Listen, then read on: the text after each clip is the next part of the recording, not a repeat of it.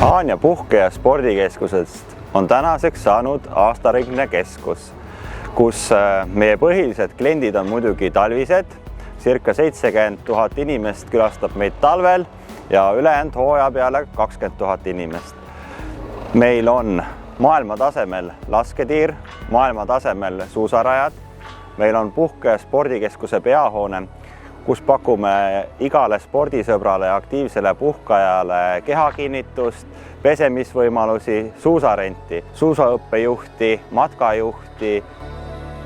Keskuses ka head ruumid just seminaride korraldamiseks ja muudeks üritusteks. Samuti saab tellida meie käest toitlustust. Saab matkata kas Vällamäel, Munamäel või siin suusaradade ümbruses. Viime inimesed suuskadega metsa, mitte ainult siis suusaradadele, vaid ka lihtsalt loodusesse. Meie keskust võib täna nimetada isegi Rõuge valla turismiväravaks, sest siit samast on väga lihtne minna edasi Munamäele, Ööbikuorgu ja samuti ka Rogosi mõisasse, mis kõik väärivad külastust.